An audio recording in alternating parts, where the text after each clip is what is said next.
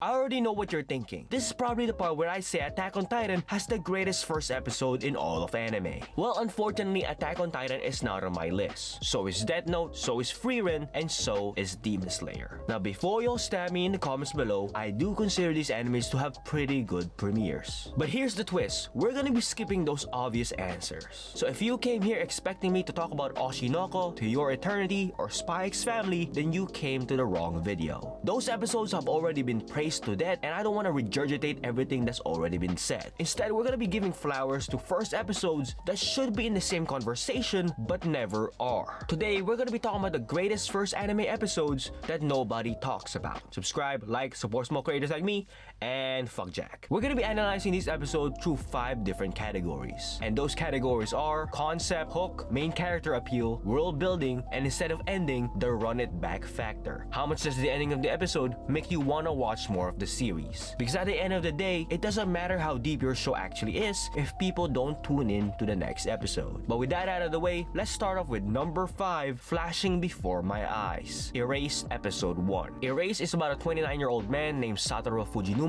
who has the power to go back in time right before an incident is about to happen. For example, when he was on his way to work, he sees a truck that's about to hit a little kid, and that's when his powers, called Revival, activates and puts him back a few minutes before it actually happens. Now, first impressions, I actually got inspired to watch this anime from Daitis, one of the pioneers of storytelling animation on YouTube, and every time he gets a Crunchyroll sponsor, he always talks about Erased and how amazing this show actually was. And still is. There's a cockroach right there. Go away.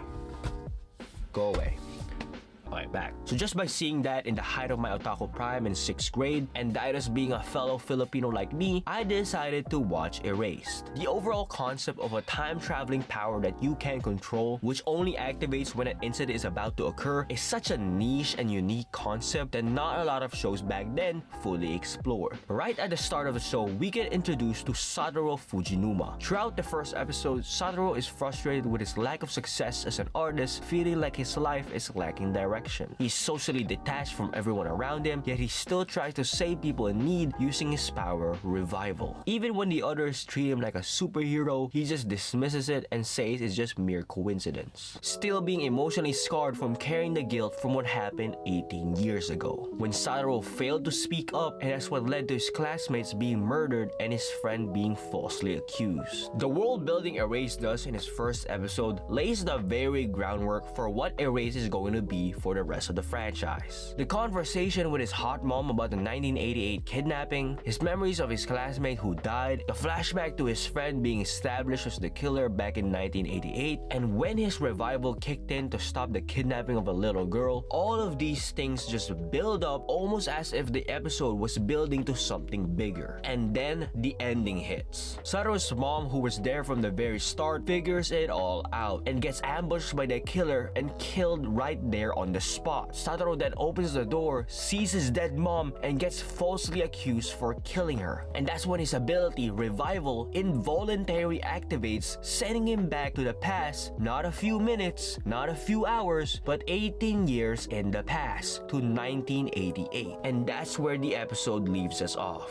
The part I love about this is that the episode actually tricks us to thinking that, Satoru's Revival power only can send him back a few minutes in time. Maybe because Satoru was in the pizza shop when his mom died. Or maybe it was the fact that the killer of 1988 and the killer of his mom in 2006 are the same person. But again, due to the mysterious aspect of the Revival power, he gets sent back to 1988. And we just stood there looking at the screen and saying, what just happened? In the span of 5 minutes, his mom dies, he gets falsely accused, and he gets sent back to 1988. Ladies and gentlemen, this is how you end a first episode. Then right after I binged the anime, I went to school and I spoiled everything to my classmates. What can I do? I was like 6th grade, okay? They spoiled Infinity War for me, I gotta get them back, I'm sorry. And before I go on, subscribe, like, support more creators like me, and comment Fuck Jack to enter the raffle for $10 million when I turn 30. Comment fuck Jack. Comment fuck Jack right now, please. Next up, we have number 4, The Shield Hero. The Rising of the Shield Hero, Episode 1. Shield Hero is about Nafumi Iwatani, a regular college student who got isekai into a fantasy world alongside 3 other people destined to become the 4 cardinal heroes. The sword, the spear, the bow, and the shield. At first glance, everything feels like generic isekai. Guy gets summoned, becomes the hero, saves the world. We have seen this 1,000 times. But then throughout the first episode, especially the first half, it tries to make you think Nafumi is safe.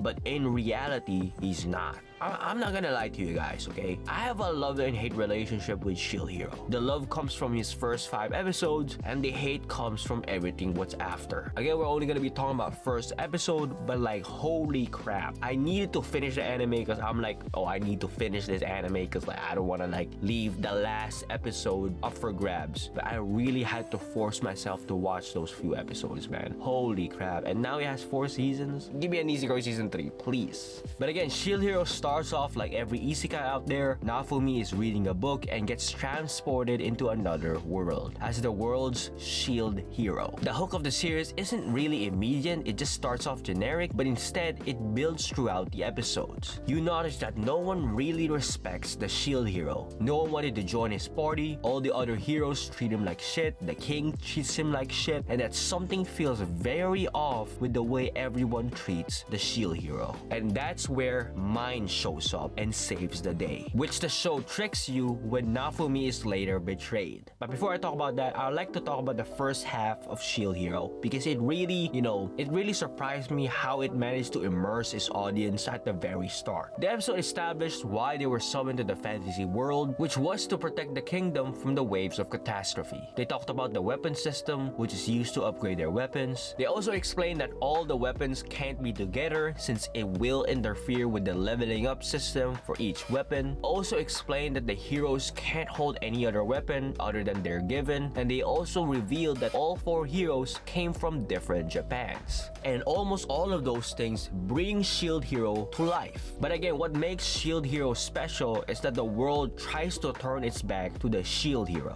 He's disrespected because he has a shield. All the other heroes think the Shield Hero is useless, and when Mine, his so-called loyal companion, robs him and falsely accuses him of Diddy, destroying his already shaky reputation overnight, everyone just believes her. Nobody even lets him speak, and that's where Nafumi's character just changes. The transformation happens fast. He was betrayed by everyone, and now he is treated as a criminal. He was summoned to the kingdom to be their shield, but now he is treated like an outsider. With nobody believing him and no one to use to level up his shield, he is approached by a mysterious man to buy a slave, because if no one is there to help you, the only option is to buy a slave, especially a raccoon dog slave. Next up, we have number 3, The End of the Beginning and the Beginning of the End. Re:Zero Episode 1. Re:Zero is about Natsuki Subaru, who is summoned to a fantasy world only to get killed while trying to help a girl named Emilia. But upon dying, Subaru awakens in the past in the same spot, being gifted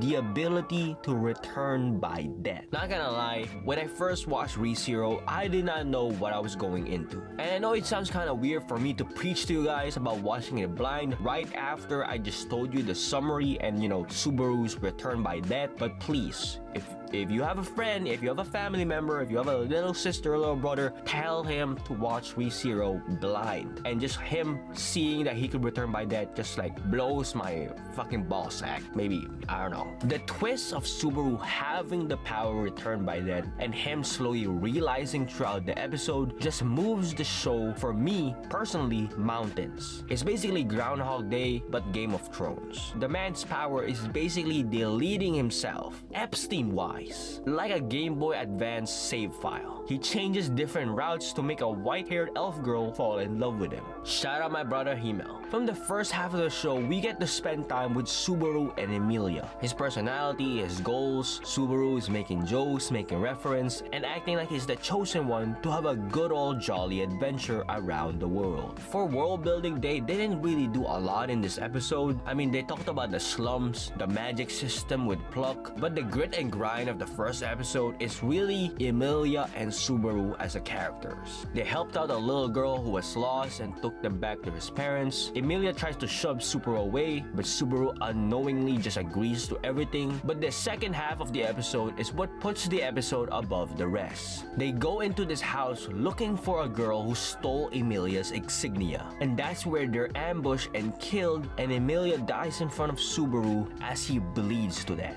And this is the part of the story where it flips upside down. His return by that power puts him back at the same spot as before, with the merchant, the apple, and in the city. What's worse is that we know he returned by death, but he doesn't. He still thinks it's the same day. But we know that all the characterization, the relationship that Subaru just built with Emilia just disappears. But Subaru doesn't know it yet. In his eyes, he didn't die. So when he came back, he switches around thinking it's the next day, and he goes directly to the house to try to get the insignia for Emilia. And he dies the same way again. He goes back to the same situation. Clearly he's distraught, and possibly one of the greatest ending songs starts playing as Subaru sees Emilia and starts explaining things that shouldn't even make sense to her because she doesn't know him. Emilia just looks at Subaru, not knowing who he is, and we were just left there, sitting there with this amazing song playing, having to watch Subaru and Emilia give each other the fuck me eyes. And the episode just ends, and we were just there, like sitting there, like scratching my ball sacks and like, what the fuck just happened? Next up, we have number 2, The Fate of Particular Adventures, Goblin Slayer Episode 1. Goblin Slayer is about a young priestess who joins her first adventuring party only to get quickly overwhelmed and slaughtered by a bunch of goblins. Now before this goes on, I'm very limited to what I can show you in this video. Also, content warning, because Goblin Slayer went viral for its brutal first episode. But I think what separates Goblin Slayer from all the other episodes, you know, all the other animes who are just brutal for the sake of brutal, for example, Redo Healer, Goblin Slayer actually has a story. The story is about, you know, if you're a goblin, you're going to fucking die. Same with Frieren. If you're a demon, you're going to die. A group of adventurers who are outranked accepted a quest to clear a cave of goblins only to get their asses handed to them. They were excited, confident, they think because they were goblins, it was an easy quest. They got cocky, and that's what led to their deaths. They basically chose the worst decision of all time, every time. I mean, splitting up, like, what are we doing here? This is not some white people movie. This is Goblin Slayer. This is a fantasy world. Do not split up, please. And right at the very 7-minute mark, everybody just starts dying. And that's still around like the first half. We were like, what just happened? You know? Then Goblin Slayer. In the light at the end of the tunnel arrives with only a torch in his hands, showing up like prime Darth Vader, and just starts slaughtering them fucking goblins, bro. Then goddamn goblins, get the fuck out my lawn. You know, in most fantasy tropes, goblins are the weakest among the monster, you know, categories. I mean, there's ogre, there's troll. Goblins might be like, you know, the bottom. I mean, in Clash of Clans, like, there's barbarian, there's archer, and there's goblins, bro. And obviously, the goblins in Clash of Clans, they want gold, which might make them a certain type of religion, but I don't want to get into that. For the rest of the episode, Goblin Slayer is basically John Wick, killing the goblins everywhere he goes, basically an unstoppable killing machine, only for them green-skinned, gold-getting goblins. And lastly, we have number 1, The World of Swords, Sword Art Online Episode 1. Sword Online is about Kazuto Kirito, a skilled beta tester who logs in into the opening day of a new VR MMO called Sword Art Online, a full dive VR game when you can experience everything like real life, except you can't log out and you're stuck in the game, and if you die in the game, you die in real life. I kinda hate how Sword Online is hated in the anime community, especially in its community as well. You know, a lot of light novel fans hate on it, you know, A1's production team, you know, for making the Sword Online genre like generic. I think a lot of its hate is in the the same vein as Fairy Tail. You know, check out my video about it. You know, I talked about why the internet hates Fairy Tail. It's a good anime that a lot of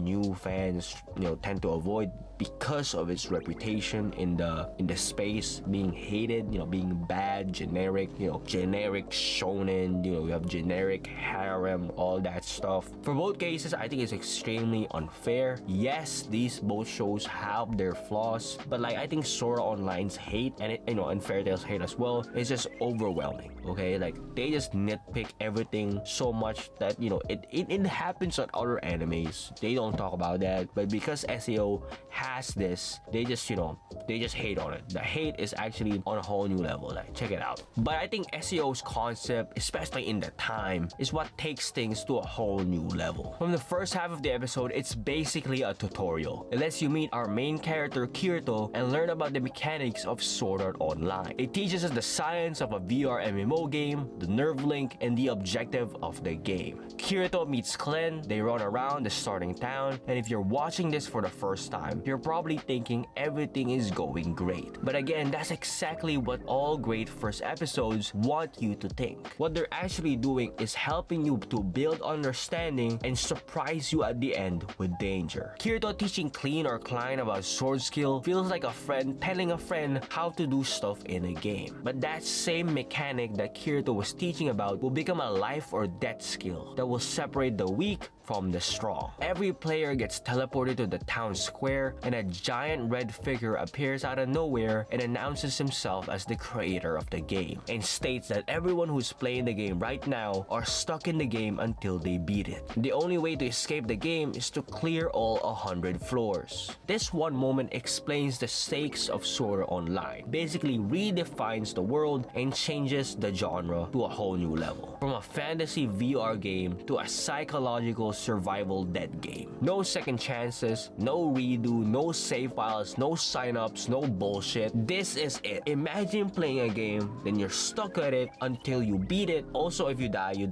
real life. Imagine playing Minecraft and every time a creeper explodes, you feel the explosion. And at the end, Clean is the type of person who represents the average player. He just wants to play a game and after that wants to eat a pizza with his friends. Kirito, on the other hand, he adapts immediately. He levels up, he puts armor on because the world just turned upside down and the world is coming to get them. And that's what makes Sword Art Online's first episode so special. The sheer of knowing that they're stuck in the game until they beat it, and if they die in real life. Terror that I felt watching that episode was so different from all the other anime out there that, you know, Sword Art Online deserves a spot in the list, you know, in the top 10 greatest anime episodes of all time. But what do you guys think? Are any of these first episodes you disagree with? Do you think I should add in more underrated first episodes out there? If I do, should I make a part 2? Would you watch it? You know, would you put a finger up my bum? Who knows? Subscribe, like, support creators like me. I love you guys. Real one, say back.